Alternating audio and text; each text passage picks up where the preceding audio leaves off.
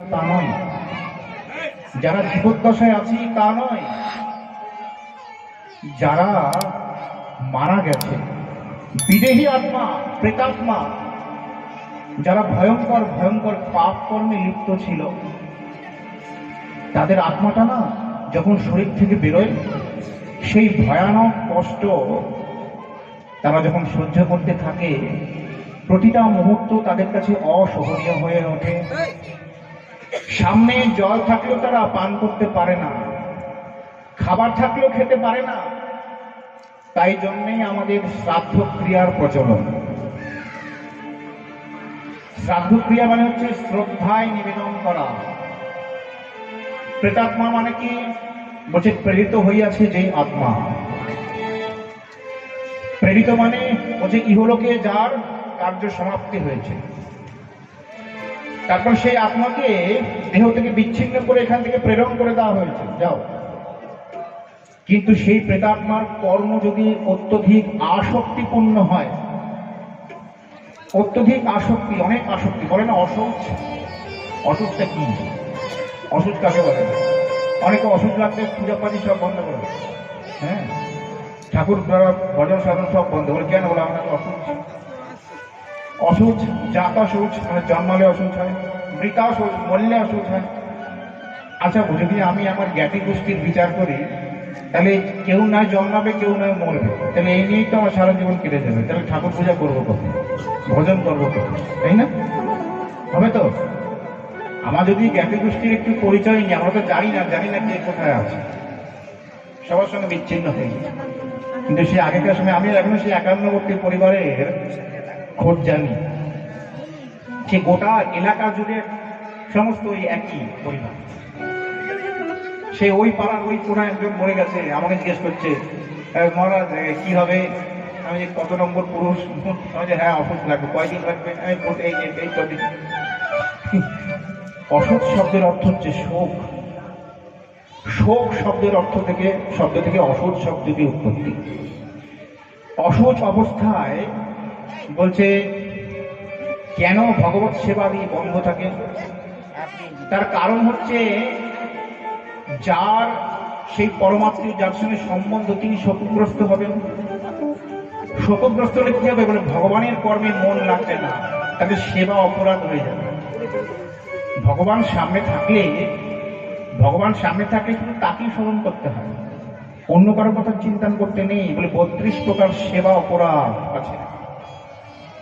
তার মধ্যে একটি অপরাধ হচ্ছে ভগবানের সামনে বসে অন্য কারোর দিকে মনোনিবেশ করা। এটি করতে নেই, নির্দেশ আছে, শাস্ত্রের নির্দেশ, নিষেধ। করা উচিত না, অনুচিত। এবার সেই ব্যক্তি যদি ভগবানের সামনে বসে এরকম নিরন্তরে চোখের জল ফেলি, তাহলে প্রভু দুঃখী হন, ভক্তের সেই দুঃখী মুখটা দেখে। তাই জন্য সেই সময় বলা হয় যে পূজা টুজা একটু করো না। কিন্তু যারা সন্ন্যাসী, যারা সর্বত্যাগী, যারা প্রভুর আরাধনায় প্রতি বিষ্ণু মন্ত্রে দীক্ষিত, তাদের কোনো শৌচ অশৌচ থাকে না, অশৌচ নেই তাদের। সন্ন্যাসীদের অশৌচ শুনেছেন? অশৌচ হয় সন্ন্যাসীদের? কেন হয় না? বলে মন্ত্র করে যাদের যজ্ঞসূত্র থাকে, শিখা সূত্রকে যজ্ঞের মধ্যে আহুতি দিয়ে দেয়। সব নাশ হয়ে আছে যার, এক কথায় সন্ন্যাসী যার সব নাশ হয়েছে, সংসারের সঙ্গে সমস্ত সম্পর্ক নাশ। বলছে অশৌচ অবস্থায় ভগবত আরাধনা বেশি করে করতে হয়।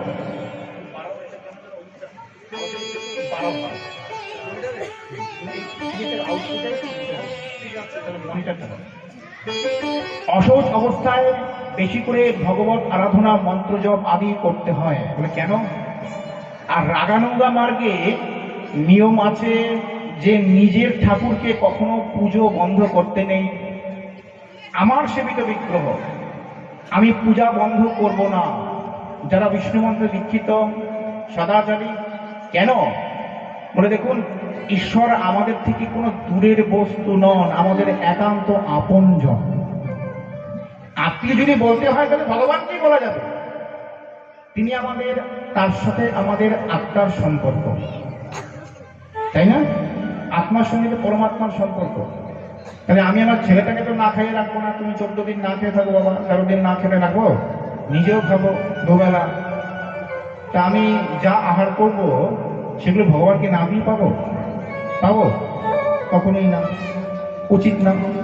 আর আমার ঘরে যে গোপাল বা রাধা গোবিন্দ বা মহাপ্রভু পঞ্চতত্ত্ব ইত্যাদি আছে, আমি এটাই অনুরাগী সিদ্ধ বাবাজি মহারাজদের অনুমতি নিয়েই কথাটা বলছি। গাল গল্প দিচ্ছি না আপনাদের সামনে। ভগবান আমাকে ব্যাসাসনে বুঝে গাল গল্প দেওয়া হচ্ছে না যে বিরোধিতা করবো, জিজ্ঞাসা করবো, তা নয়।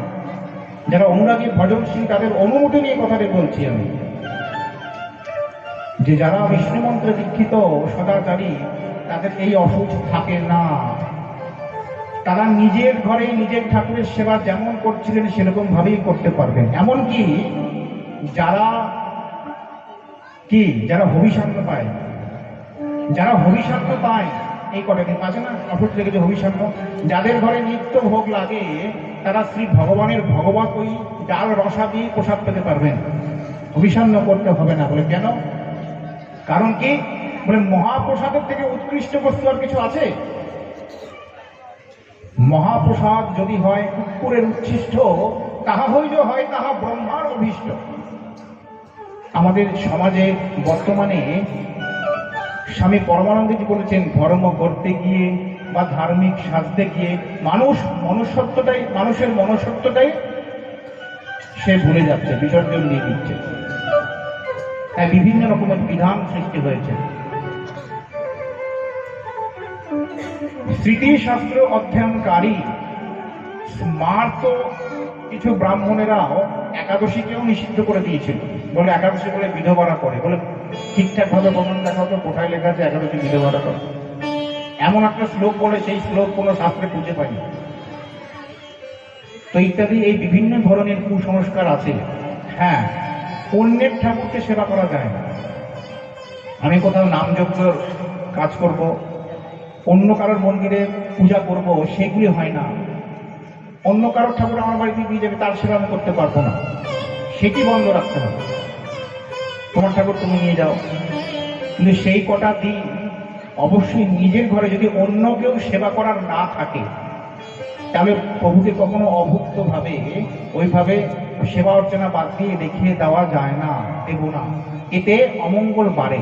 যদি আমি যতটা পরিমাণে আরাধনা করব, যত সাধন ভজন করব, নিজে অনুভব হবে যে সেই আত্মাটি আস্তে আস্তে উন্নতি হচ্ছে, সেই আত্মাটি আস্তে আস্তে উন্নতি হচ্ছে, যেই আত্মার উদ্দেশ্যে আমি এই ব্রতটি পালন করি। এটি ব্রত তো, মাটিতে শয়ন করা, কম্বলের আসনে বসা, এক কাপড়ে থাকা, অভিষণ্ণ পাওয়া, এগুলিতে ব্রত তো। কেন করে? কারণটা কি? কখনো জানার চেষ্টা করেছি? অসুখ মানে কি গায়ে গন্ধ নাকি? কেউ ছবে না? অসুখ মানে গায়ে গন্ধ নয়।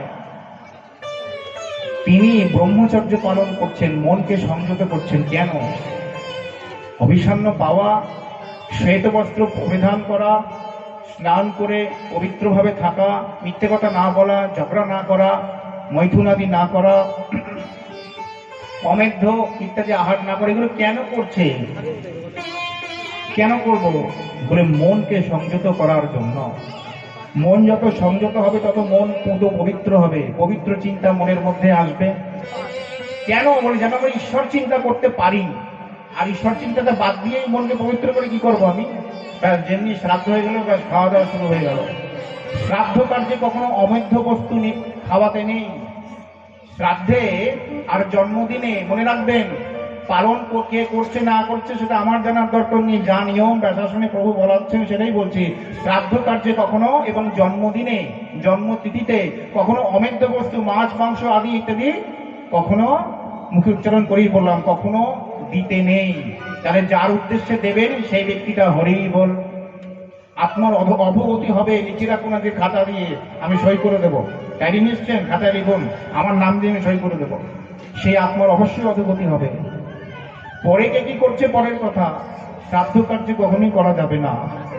শ্রাদ্ধ কার্যের নিয়ম হচ্ছে, শ্রাদ্ধের সময় মাত্র 1জন কি 3জন সদাচারী ব্রাহ্মণ সেবা করবে, যারা প্রসাদ ভোজী, সাধনে একদম সুলক্ষণ যুক্ত, অনেক লোক নিমন্ত্রণ করেও খাওয়াতে নেই, সেগুলি খাওয়াতে যদি খাওয়ানোর ইচ্ছা হয় তাহলে পরে, শ্রাদ্ধের পরে, ওই দিনকে না।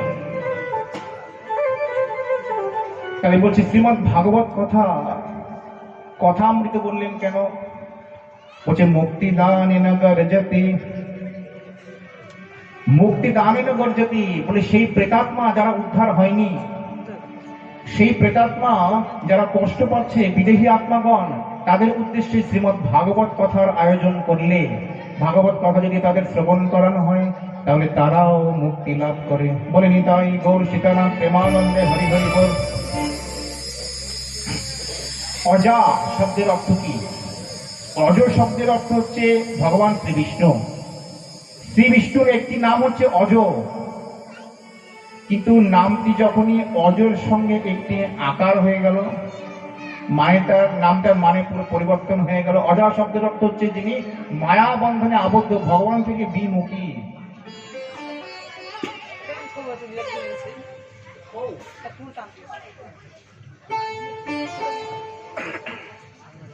আর মিল শব্দের অর্থ কি? মিল শব্দের অর্থ হচ্ছে, প্রভুকে তো ভুলে গেছি, মায়ার মধ্যে নিজেকে একদম মিলিয়ে রেখেছি, নিজেকে মিশিয়ে রেখেছি। তাহলে দুটো শব্দ মিলে কি হয়ে গেল? বলে অজামিল। মহর্ষি বেদব্যাসের পিতা, এই উপাখ্যান শ্রীমদ্ ভাগবতে নিয়ে রয়েছে অন্য এক শাস্ত্রে। মহর্ষি বেদব্যাসের পিতা মহর্ষি পরাশর মাতা সত্যবতীর গর্ভাধান করলেন। পরাশর সত্যবতীকে কি বললেন? হে দেবী, হে দেবী, এখন আকাশ বাতাস তিথি নক্ষত্র আবহাওয়া ইত্যাদি পর্যালোচনা করে বিচার করে আমি এটি দিব্য দৃষ্টিতে প্রত্যক্ষ করলাম, অনুভব করলাম, এই সময় তোমার মতন সৎ এবং সুলক্ষণা নারী যদি গর্ভবতী হয় তাহলে শ্রী ভগবান এখানে প্রকটিত হবেন, ভগবান অবতীর্ণ হবেন অংশানুপুংস কলাংশ রূপে, এবং তার দ্বারা জগতের অনেক কাজ হবে। ভগবান বারবার ধরাধামে অবতীর্ণ হন। তিনি যখনই জগতে অবতীর্ণ হন, তিনি জগতের সমস্ত প্রাণীদের অহিতবি করুণা করতে আসেন, অনুগ্রহ করতে আসেন। অনুগ্রহায় ভূতানাং মানুষং দেহমাশ্রিতঃ, অনুগ্রহায় ভূতানাং মানুষং দেহমাশ্রিতঃ। শ্রী ভগবান জগতে যতবার অবতীর্ণ হয়েছেন তিনি জগৎ জীবকে অনুগ্রহ করেছেন। যা জগৎদ্বীপের প্রাপ্য নয়, যা জগৎদ্বীপের জন্য আস্বাদনীয় নয়, তাও তিনি দিয়ে গেছেন। তিনি সাধুগণকে পরিত্রাণ করেছেন সাধুজনের সঙ্গে লীলা করে। আর কি বলে, ভগবানের অনুপস্থিতিতে, অনুপস্থিত হয় না, ভগবান যখন অপ্রকট লীলা করেন, মানে সকলের ধরাছোঁয়ার বাইরে, তখন সাধুগণকে দায়িত্ব দেওয়া থাকে কোন ব্রহ্মাণ্ডে। মনে রাখবেন, মহান্তের স্বভাব হয় তারিতে পামর, নিজ কার্য নাই তবু জান পর দোয়া। অর্থাৎ মহান্ত তাদেরকে বলা হয়? বলে যার মোহের অন্ত হয়েছে, তাই তো? মহান্ত কাদের বলে? যারা মোহের অন্ত হয়েছে। এখনকার মানে কি বলবো, এখনকার মহান্ত কাদের বলবো? যাদের মোহের কোনো অন্ত নাই, সম্পত্তি বেরিয়ে যাচ্ছে দিনের দিন, দিনের পর দিন, উল্টা হয়ে গেছে। মহান্ত শব্দের অর্থ হচ্ছে মোহের অন্ত হয়ে যাচ্ছে যাদের। মহান্তের স্বভাব হয় তারিতে পামর, নিজ কার্য নাই তবু যান পরদ্বার। নিজের কার্য নাই তবু পর উপকারের জন্য তিনি দ্বারে দ্বারে যান, মানুষের কাছে যান। যাও হরিনাম করো, প্রভুর কৃপা প্রসাদ লাভ করো। কি করে প্রভুর প্রসন্নতা লাভ করবে, কি করে তোমার কল্যাণ হবে, এই উপদেশ দিতে তারা সর্বদা তৎপর থাকেন। তারাই হলেন প্রকৃত মহন্ত। যাদের নিজেদের মোহের অন্ত হয়েছে, যাদের সঙ্গ করলে আপনারও মোহের অন্ত হবে, তারা হলেন মহন্ত।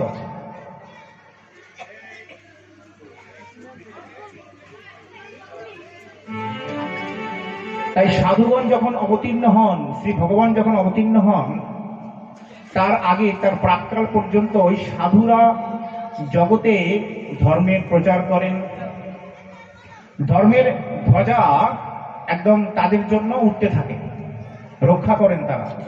প্রভু তাদের উপর দায়িত্ব দিয়ে দেন, ঋদ্ধি সিদ্ধি যা লাগবে তাদের মধ্যে সঞ্চারিত করেন।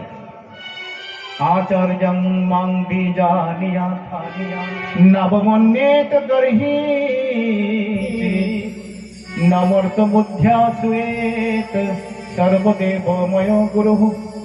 আচার্যং মাং বীজানিয়া নবমন্যেত গর্হিছে। আচার্য যারা, অর্থাৎ নিজে আচরণ করে যারা জগতে শিক্ষা দেন, তারা মাং বীজানিয়াত মানে আমারই অভিন্ন স্বরূপ, আমারই কৃপা প্রাপ্ত। নবমন্যেত গর্হিছে মানে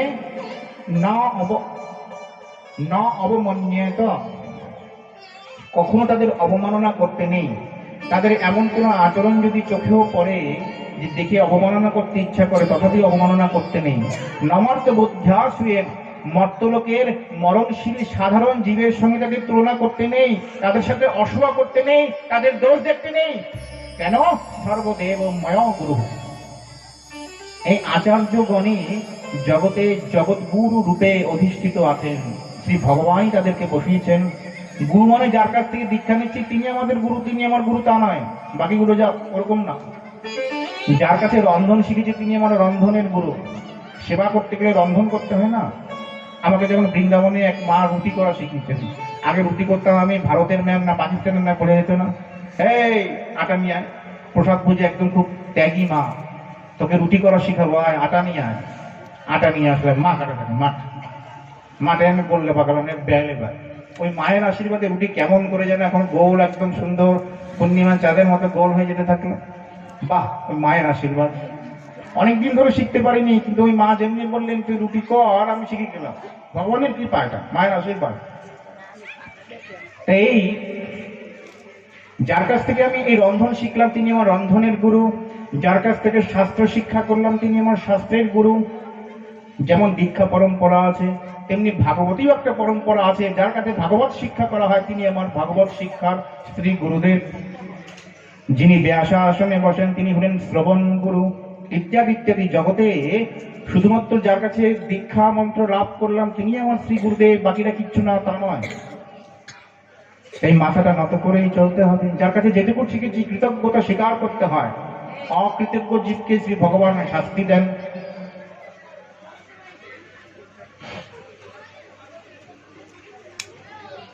তাই বললেন, হে সত্যবতী, এই সময় যদি তোমার মতো নারী গর্ভাধান হয় তাহলে জগতে শ্রী ভগবান অবতীর্ণ হবেন সাধু রূপে, অংশানুপুংস কলান্ত রূপে অবতার হবেন। এই জগৎ জীবের কল্যাণের জন্য, প্রভূত কল্যাণ। সত্যবতী বললেন, হে মহর্ষি, আমি যে গর্ভবতী হব, আমার তো বিয়ে হয়নি। মহর্ষি পরাশর করলেন, আমি বিবাহ করব। আপনি বিবাহ করবেন? আপনি আমার সঙ্গে সংসার করবেন? কিন্তু আমার গা থেকে মাছের গন্ধ বেরোয়, তাই অনেকে আমাকে মৎস্যগন্ধা বলে। আমার কৃপায় তোমার এই শ্রী অঙ্গের গন্ধ লুপ্ত হবে, লুপ্ত হবে, এবং তুমি কত সৌভাগ্যবতী যে তুমি শ্রী ভগবানের মা হবে। ভগবান তোমার গর্ভবতীর্ণ হবেন। অবতীর্ণ শব্দের অর্থ কি? বলে অবতরণ করা, মানে নিচে নেমে আসা। আচ্ছা, ভগবানকে উপরে থাকে যে উপর থেকে নিচে নামবে, সিঁড়ি দিয়ে নামে? বলে না। এখানে অবতরণ শব্দের অর্থ কি? বলছে অপ্রপঞ্চ লোক থেকে প্রপঞ্চ লোকে তিনি প্রকাশিত হন সবার সামনে। তিনি অপ্রকাশিত আছেন, তিনি আমাদের ধরা ছোঁয়ার বাইরে, কিন্তু তিনি নিজেকে প্রকাশ করেন সকলের সামনে। তাই তাকে বলা হয় তার অবতরণ হয়েছে। অবতরণ হলেই তাকে লীলা বলা হয়। লীলা শব্দের অর্থ হচ্ছে লীলা। যখন তিনি মহত মহিয়ান এবং অনুরণীয়ান, তার মতন বড় আর কেউ নেই। মহত মহিয়ান মানে তার মতন বড়, বিশাল বড়। অনুরণীয়ান মানে তার মতো ছোট আর কেউ নেই। তিনি যখন ছোট হয়ে যান, সব থেকে ছোট, অনুপরমাণু, চোখে দেখা যায় না। তিনি যখন বড় হন তাও দেখা যায় না, বিশাল বড়, বিরাট বৃহৎ। যিনি সর্বজ্ঞ হয়েও অজ্ঞের মতো আচরণ করেন। ভগবান শ্রী রামচন্দ্র যখন দেবী সীতাকে হরণ করে নিয়ে গেলেন, ছায়া সীতাকে হরণ করলেন রাবণ। রাবণ কোনোদিন সীতাকে স্পর্শ করতে পারেনি। রাবণ যাকে হরণ করেছিলেন তিনি হলেন ছায়া সীতা, নাম ছিল বেদবতী। এই বেদবতী গত জন্মে তপস্যা করেছিল, রাবণ তাকে স্পর্শ করেছিল, তাই তিনি নিজের সতীত্ব নষ্ট হয়ে গেছে বলে অগ্নিদেবের কাছে নিজেকে সমর্পণ করলেন। রাবণকে অভিশাপ দিলেন, যদি কোনোদিন আর কোনো নারীকে তুই তার অনুমতি ছাড়া স্পর্শ করিস, জোর করিস, তাহলে তোর সেই সময় তৎক্ষণাৎ মৃত্যু হবে, তোকে অভিশাপ দিলাম। সেই বেদবতী অগ্নিদেবের কাছে সুরক্ষিত ছিলেন। এই রাবণ সীতাকে হরণ করবেন, ঠিক এই সময় আসার আগেই দেবী সীতা অগ্নিদেবের কাছে প্রবিষ্ট হয়েছিলেন। দেবী সীতা অগ্নিদেবের কাছে প্রবিষ্ট হয়েছিলেন, অগ্নিদেব সীতা দেবীকে সুরক্ষিত রাখলেন।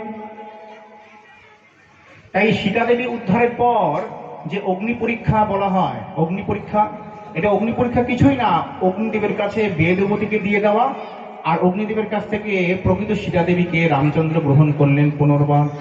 তাই সীতা দেবী সবসময় পূত পবিত্র। তা নাহলে কোনো পুরুষ যদি কোনো নারীর, মনে রাখবেন, কোনো পুরুষ যদি কোনো নারীর প্রতি সেই কামুক দৃষ্টি নিয়ে তার হস্তস্পর্শ করে, গান্ধর্ব মতে তৎক্ষণাৎ তাদের বিবাহ হয়ে যায়। তাই কোনো পুরুষকে কোনো নারীর সঙ্গে হস্তস্পর্শ করতে নেই, হাত মিলাতে নেই। যদি তাদের মধ্যে কোনো রকম কোনো আজেবাজে চিন্তা আসে, মাতৃবৎ চিন্তা না আসে, তাহলে তৎক্ষণাৎ তাদের বিবাহ হয়ে যায়, এটি হচ্ছে নিয়ম। কিন্তু দেবী সীতার সতীত্ব নষ্ট হয়নি কেন? বলে সীতাকে কখনো স্পর্শ করতেই পারেনি রাবণ। যদি স্পর্শ করত তৎক্ষণাৎ তিনি ভক্তি লাভ করতেন, কারণ সাক্ষাৎ মূর্তিমান ভক্তির প্রতীক হলেন, ঘনীভূত মূর্তি হলেন দেবী সীতা।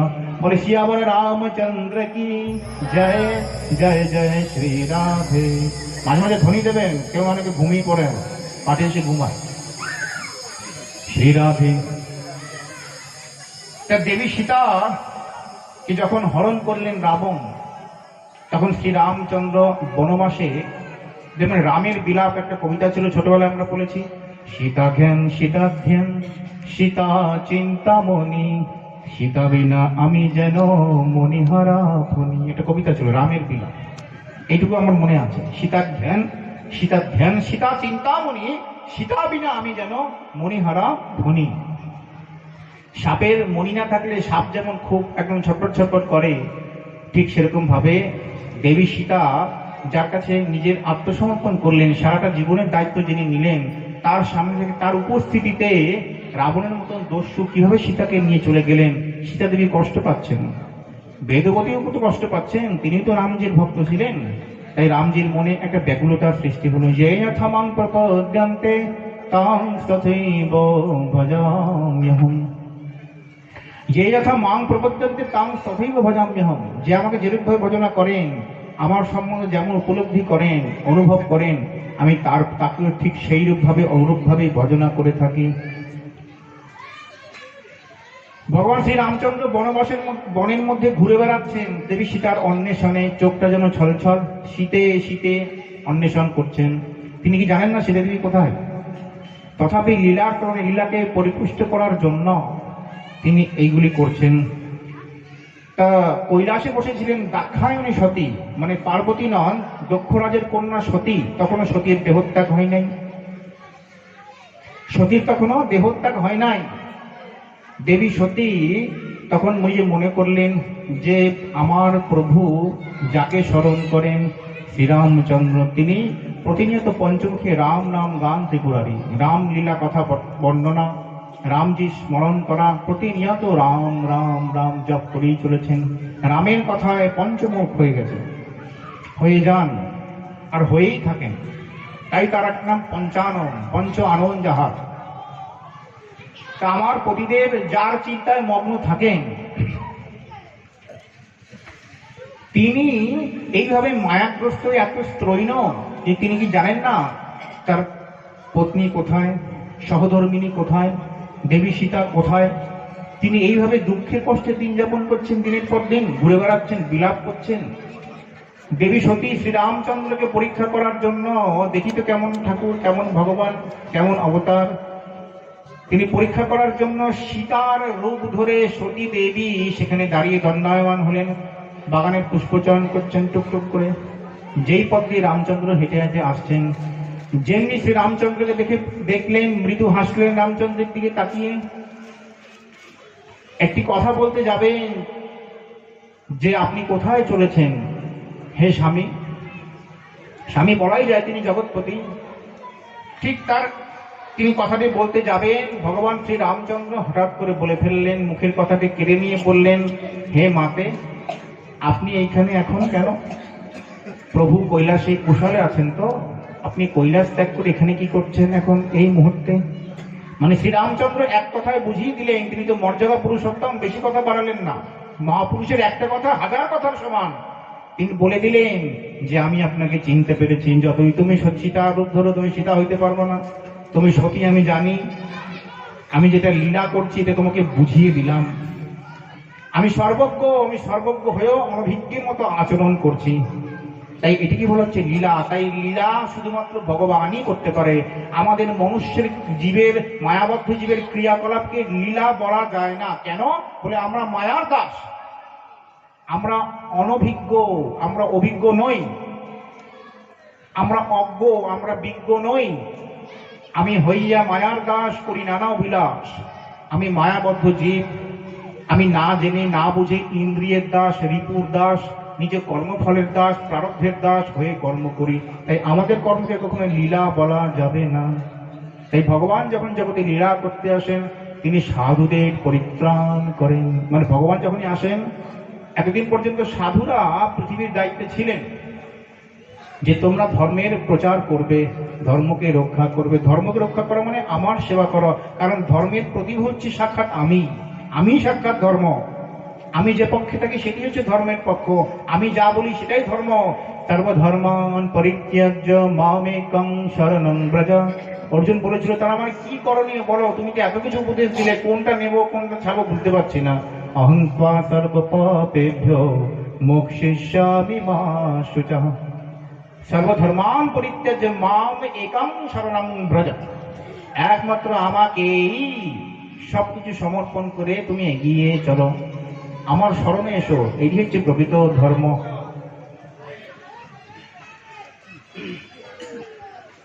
তাই বললেন, হে দেবী, জগতে শ্রী ভগবান অবতীর্ণ হবেন, তুমি ভগবানের মাতা হবে। যে যদি ভগবানের মাতা হবে, তোমার ভাগ্যের, সৌভাগ্যের আর সীমা নেই। তিনি যা যা কর্ম করবেন, তোমার তো বিনা তপস্যায় বৈকুণ্ঠ লাভ হবে। তুমি মাতৃগতি পাবে, ভগবানের মা, সাধারণ মা নও। জগতে মা অনেক আছে, তারা পুত্র সন্তানকে জন্ম দিয়ে অতীব কষ্টে দিন কাটায়, চোখের জল ফেলে, দুমুঠো ভাত পায় না। মা বাবা যখন অথর্ব হয়ে যায়, সন্তানের কাছে বোঝা হয়ে যায়। আমি নিজে অসুস্থ হয়ে আমি এর প্রমাণ পেয়েছি, এই যৌবন বয়সে প্রমাণ পেয়েছি। অসুস্থ হয়ে পড়ে থাকলে নিজ আত্মীয় স্বজন, একান্ত অনুগত যারা, একান্ত যাদের সঙ্গে হৃদ্যতার সম্পর্ক ছাড়া কেউ ডেকে জিজ্ঞাসা করে না তুমি কেমন আছো। অসুস্থ বললে বরং বিরক্ত হয়, একটা ট্যাবলেট নেবে তাও নিয়ে যায় না। আর বর্তমানে তো যদি বাবা মা বা আমাদের গুরুজনরা অসুস্থ হয়, বলে কত তাড়াতাড়ি মরবে, কেন তুই কোনোদিন বুড়া হবি না, তুমি বুড়া হবে না কখনো। তাদেরকে তুই করেই বলতে হয়, এরকম কুলাঙ্গারদের। তুমি কখনো বুড়ো হবে না, তোমার কখনো এরকম অবস্থা হবে না। বলে জানবেন, অথর্ব কোনো জীবের যদি সেবা করি, তাহলে সেটি সাধু সেবার ফল হয়।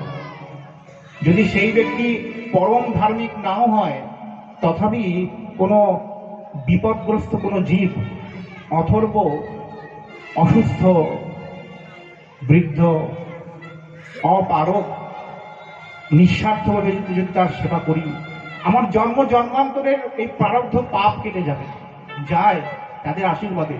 তিনি মন থেকে যদি একবার বলেন, তোমার কল্যাণ হোক বাবা, তুমি সত্যি আমার কত উপকার করলে, কত আনন্দ দিলে আমার। বৃন্দাবনে এক সাধু প্রভুপাদ তিলকরি গোস্বামীর শিষ্য ছিলেন, তাকে দাদু বলতাম, আমার দাদু। একবার বৃন্দাবনে কেমন ঠিক শীত পড়ে, সেটা রাধাকুণ্ডে যারা গিয়েছেন তারা জানেন। রাধাকুণ্ডের জলের মধ্যে বরফ ভাসে, পরে শীত, হাড় কাঁপে। বৃন্দাবনের শীতে হাড়গুলো ঠকঠক করে কাঁপে। আমরা গায়ের মধ্যে যে কতগুলো কিছু করি, ওখানে টিকে থাকতে হলে মাথায় দুখানা টুপি, মানে আমি আমার কথা বলছি, গায়ের মধ্যে ভেতরে দুটো ইনার, উপরে জ্যাকেট, তাও শীত মানে না। কত বৃদ্ধ মানুষ প্রাণ হারায় এই শীতে, প্রবল শীতে। সাধুরা তার মধ্যেই টিকে আছে, ভজন তেজ।